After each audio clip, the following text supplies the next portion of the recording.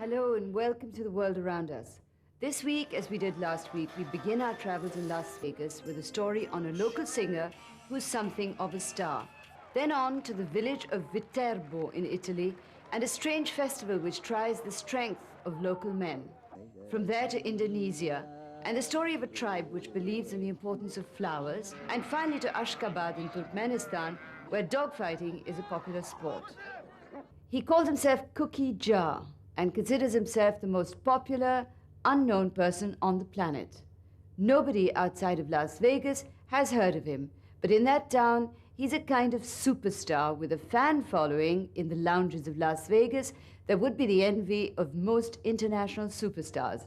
So let's meet Cookie Jar. I just love Las Vegas, you know. We got black, jack, baccarat, we got craps in the roulette wheel.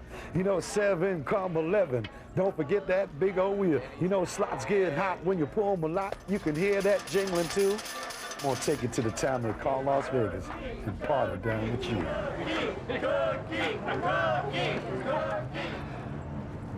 Las Vegas, Nevada. We ready to go to work and do the party, man. Ain't no other town in the world like this.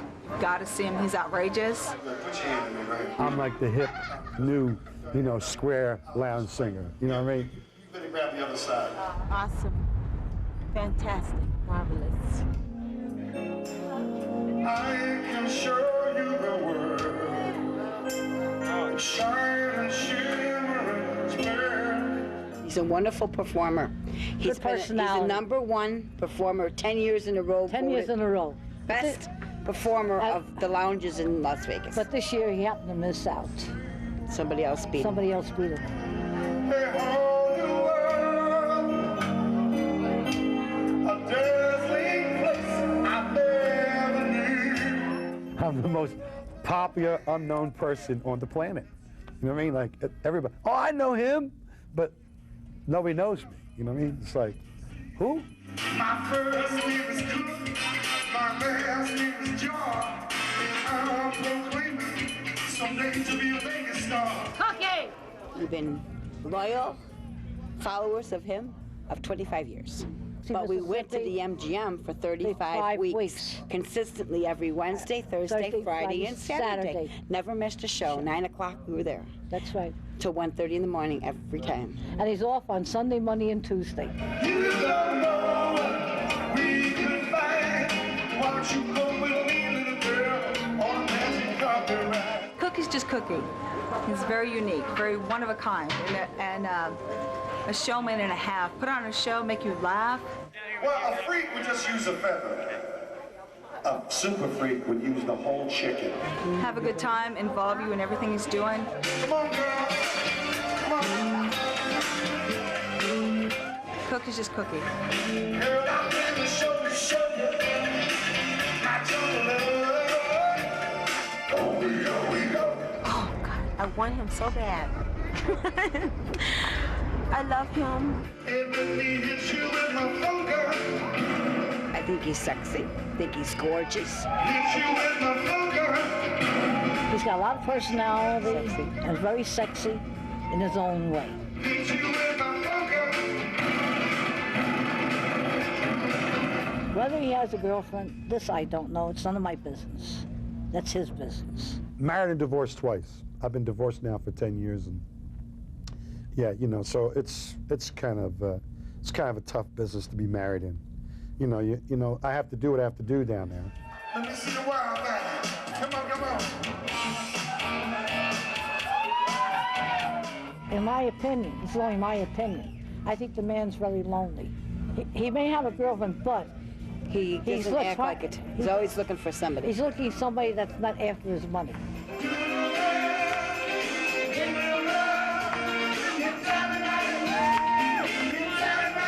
And another thing, he's a very big gambler. Very big. Heavy gambler. I'm not playing Yahtzee. Here it goes, right here. It's right there. That's it, right here. Here we go. Slide it down there. I love to gamble. 5-5, no field 5. Every time you win, you buy a piece of jewelry. Here we go. Ground ball. Win it 5. Win a 5. Pay the man. Did you see that? Unbelievable. It's unbelievable. And now, he in the snare. And so I face. Now, a lot of people will say that he's doing, so I don't want to say the word, you know, but that happened years ago. Yeah, that's But he what made does, him. now he does a little bit, just, you know, sniff, you know. You know, I'm anti-drugs, I don't drink, you know, I don't smoke. So, you know, but when you're up late at night, that's the kind of people that come out. A lot of people come out, and so, you know, everybody thinks that, oh, wow, you know, how's he keep his energy, you know? He must be on something, you know. It's a show business, and he's got to keep stay up 20 hours a day, you 20 got to hours do a day. it. I don't see how the man could do it. Just life, man. You know, Vegas, you know, people dancing, music. As soon as I hear the drum beat, man, I'm off. As soon as I hear, you know, as soon as you hear that beat, I'm like, boogie, let's get it. You know? Let's do the wild thing. It's coming back. The lounges are coming back. And a lot of people say I'm responsible for it. I just kept it alive. But we'll always be there. We'll be there till he's gone. Both of us. Thank y'all very much. Ladies and gentlemen, Cook.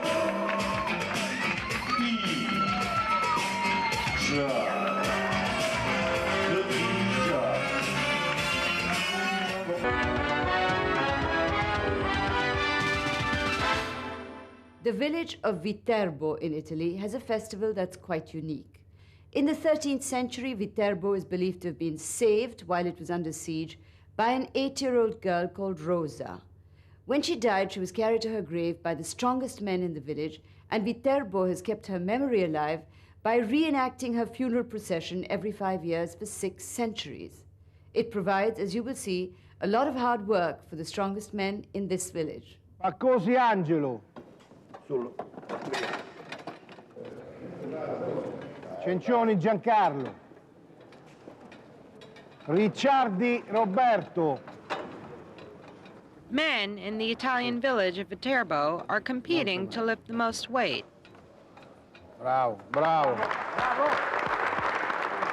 The 100 strongest men will get to carry a huge statue of the village's Madonna in an annual procession in her honor. Roberto is one of those chosen. For me, it's important to be strong. It is the way I show my devotion.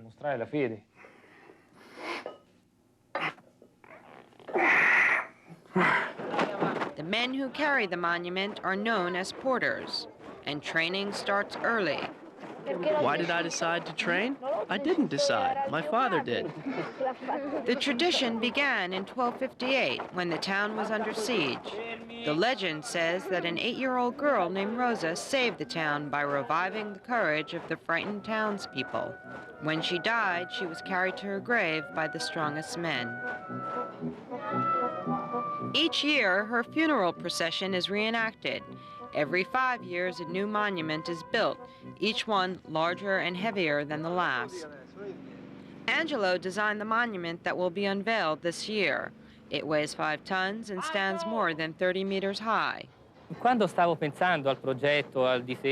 wanted to create a monument that is different from its predecessors, more modern.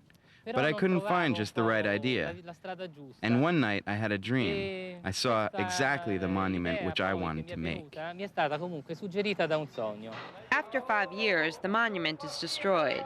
Only a few pieces of the old ones are saved as mementos. Valentino is too old to be a porter now, but he remembers each procession. Quando distrussero questa macchina, io lo seppi, stavo nello studio mio, un giorno nella villa, e io guardavo il cielo così. I remember this monument. It was the one which caused me the most pain. It was the heaviest. One year, at the end of the route, it began to sway and we had to set it on the ground. But it was impossible to go on.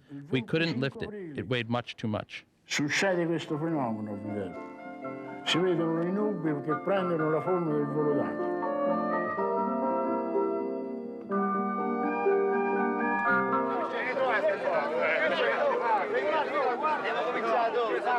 The day of the procession has arrived.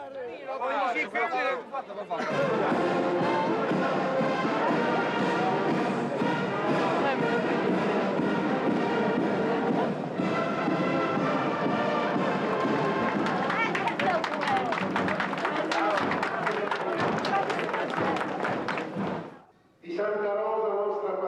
porters pray for strength.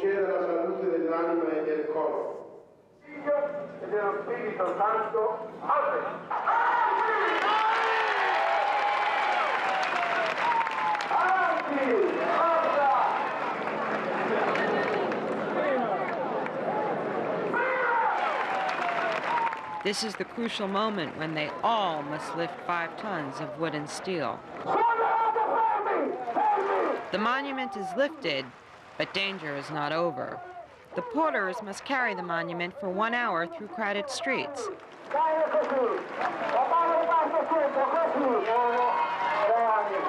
An error could be fatal.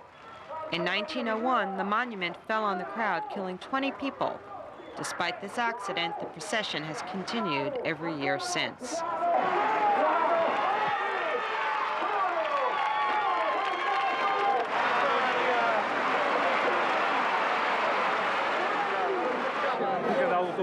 All went well. It was magnificent transport. I'm happy.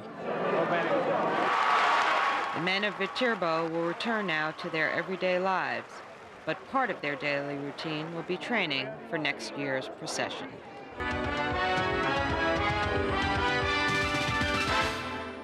Now to Indonesia and a look at how the relentless march of modernization is destroying the last remnants of a tribe to whom flowers are an essential part of life. To the flower people of the island of Siberut, the hibiscus which they wear in their hair represents the spirits that they believe reside in all plants and animals. The flower people have lived in simple harmony with nature for thousands of years, but they may not be able to survive the effects of television and modern life.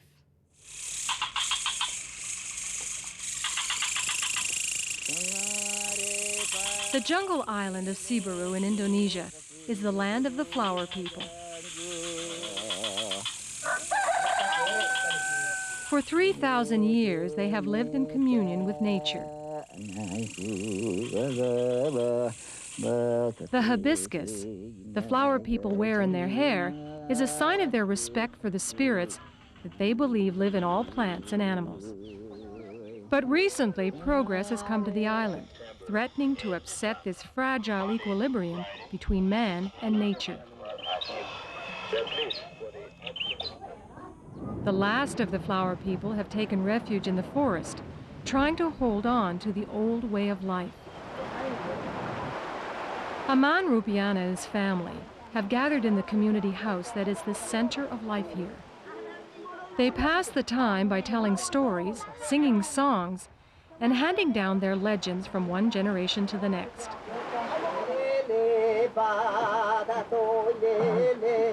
When they reach adulthood at the age of 18, the flower people have their bodies tattooed. Tattoos are like t-shirts for you. If you don't have one, it's like walking around naked. A woman who is not tattooed will never be a beautiful woman, even if she has beautiful necklaces, beautiful skirts, and beautiful flowers. Me, it took me about a month to get my whole body tattooed. The flower people decorate their bodies to make the soul comfortable, so it will not be tempted to go elsewhere. They try to please the souls of all living things. When Aman Rupiana goes into the jungle to work, he moves carefully. He does not want to disturb the Taikalelu, the spirits of the forest.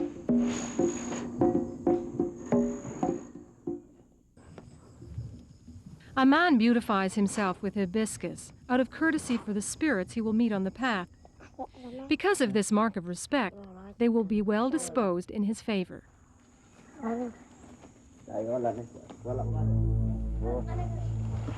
Aman's brother is the Ramata, the religious leader of the clan. After the hunt, he is the one who intercedes with the spirits of the forest. The spirits show themselves to be conciliatory. The clan will eat wild pig this evening. The leaves in the hunter's hair announces the good news to the clan. Before the meal, the shamans will read the entrails of the pig to see if danger or sickness hovers, or if peace and unity will preside over the meeting of the clan. The signs are good. A ceremony of thanks will be held.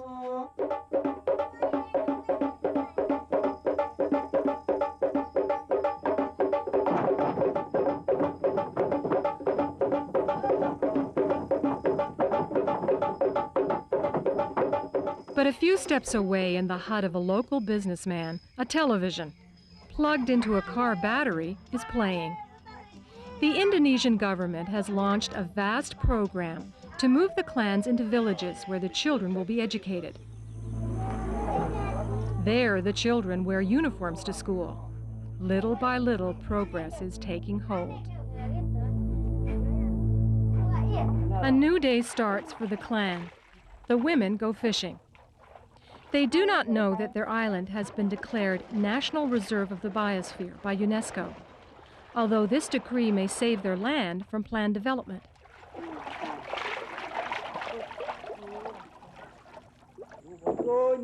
A man Rupiana and his family live as they always have, unaware of their reprieve.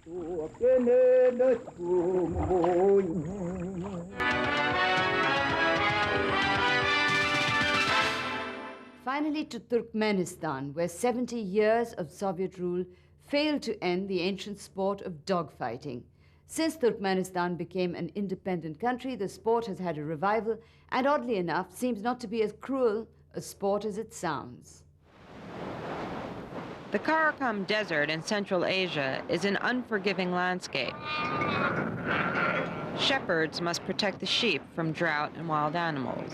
Wolves and jackals lurk in the area. Dogs here are important guardians against the predators, and over the centuries, the shepherds in Turkmenistan have learned how to breed and train some of the fiercest dogs in the world. To harden the dogs, our ancestors would have them fight among themselves from a very young age. Once they were adults, the dogs would confront wild animals. They weren't afraid of anything. They were very brave. It's because of that selection process that today we have good watchdogs.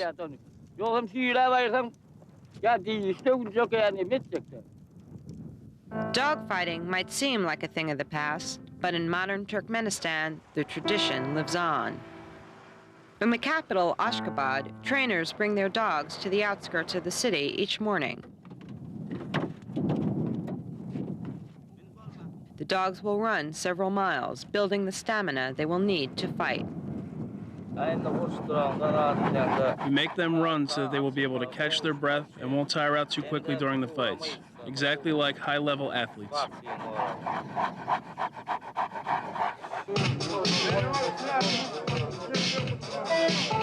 Tomorrow is Gildemarat Anyazorov's 40th birthday. Gildemarat trains dogs. As a special gift, his friends have pitched in to buy a portrait of him with his favorite animal. Tomorrow, to celebrate his birthday, he will enter his dog in a fight.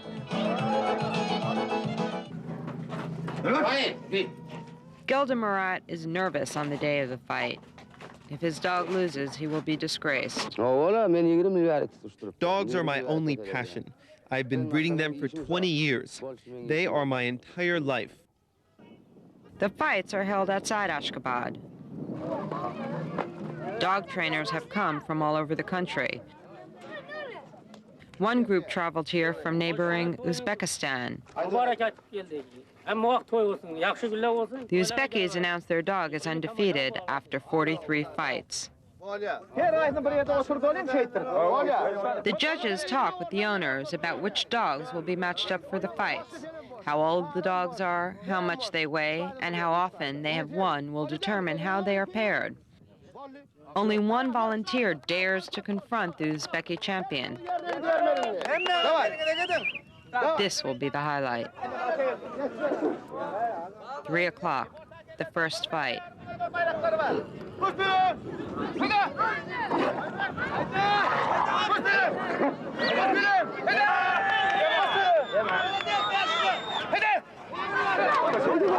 It's over in 2 minutes. We stop the fight as soon as one dog shows his teeth and lowers his head in a sign of submission. Geldemurat's dog fights next.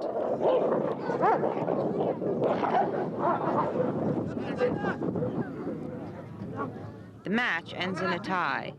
That is an honorable outcome, and Geldemurat is satisfied.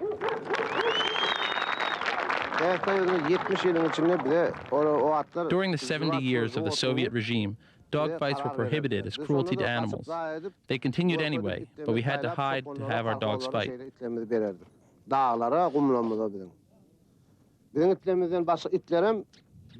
After our independence, thanks to our president, we have been able to reestablish our traditions.